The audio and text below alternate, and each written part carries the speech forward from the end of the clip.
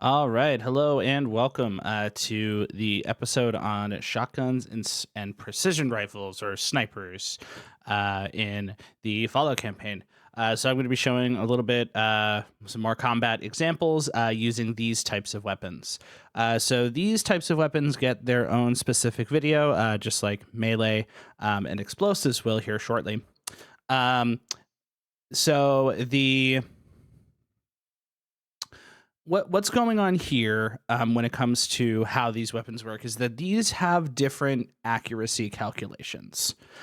So shotguns are going to behave kind of like how you might expect them to in other video games, where the they are very accurate and deadly at close range, but then at further range they fall off. Um, and then snipers are the inverse. Having a large, kind of bolt action, clunky rifle, you are going to be, quite inaccurate with that in a close range encounter, but you will be much more accurate with a weapon with a scope at a distance. So to demonstrate that, I have another combat scenario set up here. Same scenario as before. We have three raiders who are holding this Wastelander hostage, intending to kill her or worse. And Lunk is going to be our stand-in hero in this combat encounter here. Just kind of demonstrating this here. So in the previous encounter, I had Lunk down here a little bit closer, but we're going to be showing off a little bit about snipers first and how they work. So I figured we'll put Lunk at a little bit of a range here to demonstrate. So Lunk's behind this, destroyed bus here, getting ready to take his shot on these bandits in the evening. So we can once again pull up our character sheet and just take a look here. So this number here on weapons, the guarantee range. So I wanted to explain this in this section specifically. The guarantee range, basically what this figure represents is at what range will you be most effective with the weapon?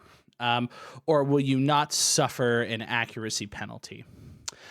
So in this situation here, the sawed-off shotgun is for very close encounters, of course. A shortened barrel on a shotgun. It is only going to be accurate fully out to 4 squares, very close. But hunting rifles are going to be, or precision rifles in general, rather. This range is going to kind of be their range at which they begin to become effective. Whereas other weapons, say you have a pistol that has a guarantee range of, say, 30, you will not suffer an accuracy penalty if you are within 30 feet of your target. Same, just like how shotguns do, but shotguns do behave a little bit differently. We'll talk about that here shortly. Whereas these precision rifles, these kind of suffer that that inverse, where this is the range in which you will be effective, and you will, take an accuracy penalty if you are within this range. But anyway, so taking a look at our sheet here, once again, we just have Lunk with some basic stats. I've given Lunk some boosts and some various stats here to just kind of show off some mechanics, of course. But Lunk is generally just kind of a baseline average character in this encounter here. So looking at, there is one thing I do need to do real quick. Let me just up the party level here, so our action points will be a little bit higher. Great. Okay. And same with the health. Fantastic. Okay. So, so looking at our weapons here, they pack a punch. The sniper is potentially doing 55 damage. The shotgun is doing 12 damage per pellet, but shotguns fire multiple projectiles, so potential to do, 96 damage, 120 on a sneak, and so on there. So lots of damage potential there.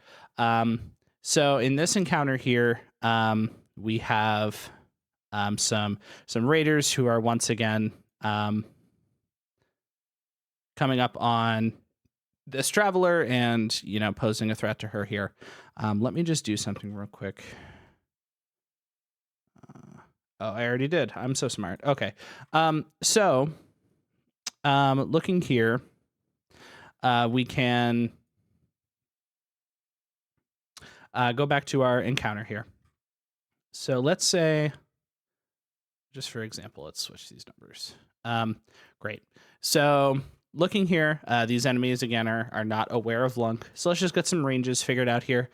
So from Lunk to enemy 3, it's 68 feet. Move that out of the way temporarily. To 1, it's 81. To 2, of course, that's in the way. That's funny. Okay, 84. So we'll put these back on here and just kind of calculate. Okay, so in this case, let's say that Lunk wants to take a shot at enemy 1 here. So we'll come over to our table here. Let me zoom this back out here. So we'll come to our table. We're going to be attacking enemy 1, I said? Yes, enemy 1. Fantastic. And the enemy 1 is 81 units away. So as we can see here, a roll needed to hit with our primary weapon. That is showing a 5. So naturally speaking here, that is going to be, effectively anything but a nat 1. So we can go ahead and roll, and we're attacking enemy 1, and we hit. So looking here, we would do 55 damage to enemy 1, and actually, they are unaware of our presence, so we'd actually be doing 69 damage to them with our hunting rifle there. So that single shot there is going to take 25 action points from us. So that'll drop us down to 45 here. And then let's see here. Great. So then that's 1 bullet out of our primary weapon, bringing that down to 4. So then that just straight up number 1, you already know he dead as hell. Very nice. So right off the bat, that big wallop of damage really did a number on our foe here. But now the enemies are aware of our presence here, so that's a problem. So let's say they start running, and they get to about here before. Let me put their numbers with them. Great. So they get to about here before they, kind of run out of action points or, what they wish to do here. So let's say these two are melee attackers, just to give them an excuse to kind of get close in range here.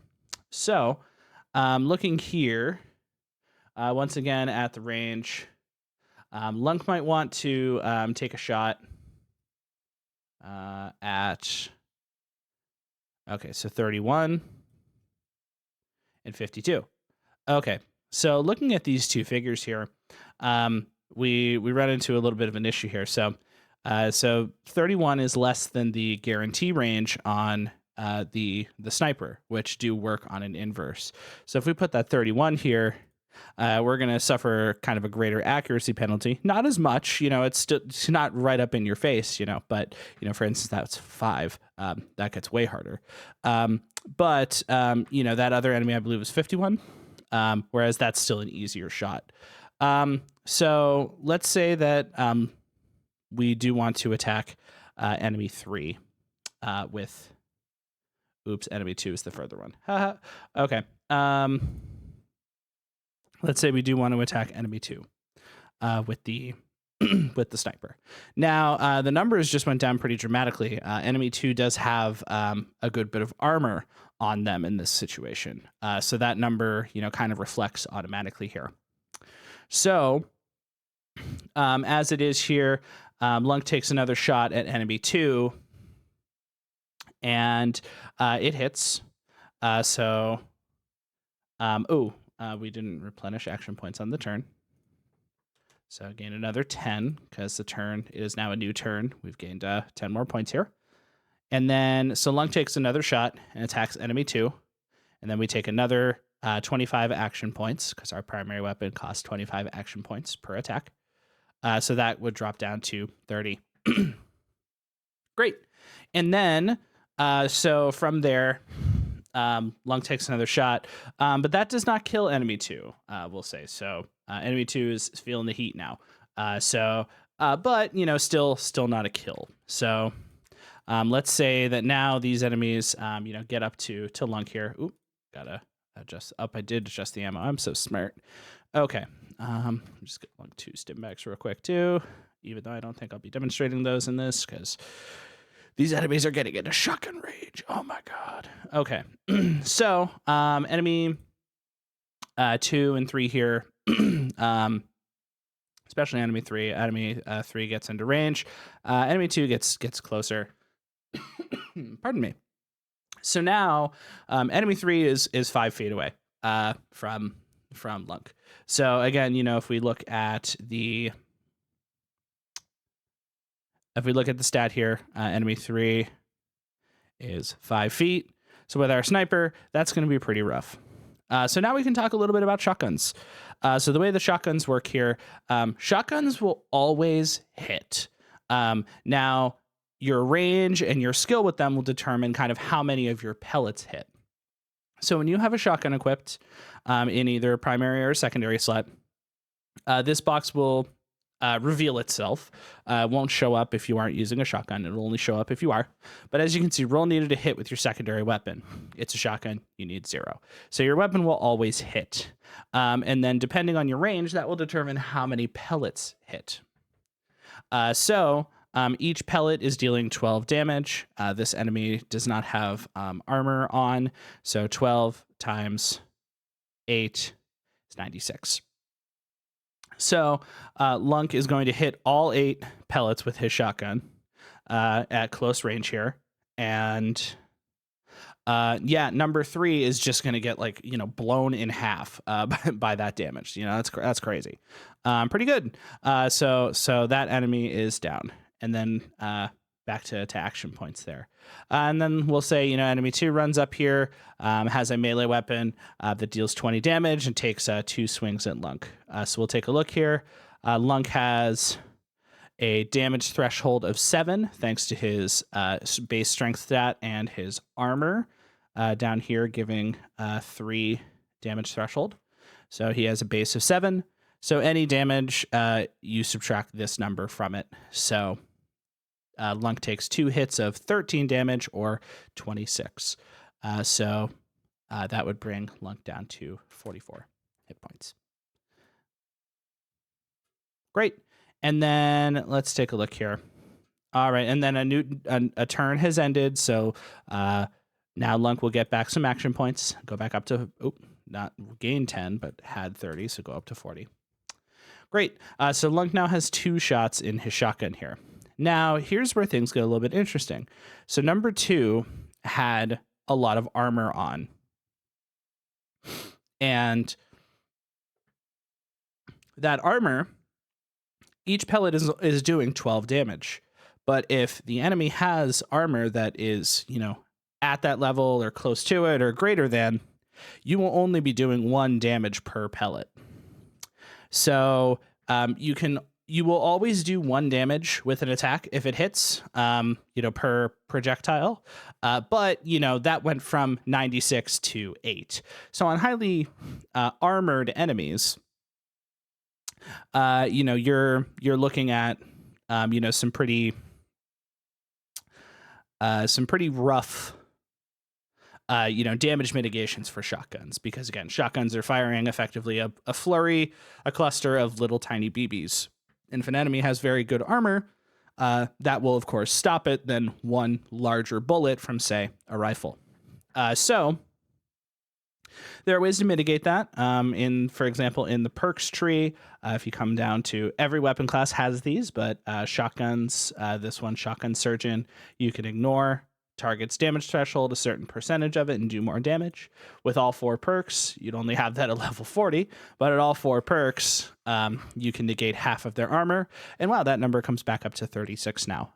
Still down quite a bit, you know, but they still have, you know, half of their armor value. That's negating that, but nonetheless, yeah, that's what we're looking at here. So for instance, let's say, you know, just another example of how shotguns are working. If your range was, much further than this guarantee range. Say 20. It is 20. If this was, say, 40. That, number of pellets hitting drops down to 4. And again, that's not great. So, so naturally, you want to be using shotguns up close. They're a very up close and personal weapon. But in this case here, Lunk had already gotten a sniper shot off on this enemy, and then with a quick blast from the shotgun here, 25 action points, brings him down to 15, leaves just one shell in the shotgun unfired. But with that, that would kill enemy 2. There we have it. So now we have our hostage that Lunk can go and rescue, like the dashing gentleman that he is. Great. And that's going to be how shotguns and snipers work, their accuracy calculations and such there. And then next section will be explosives and melee weapons and thrown explosives. Thank you.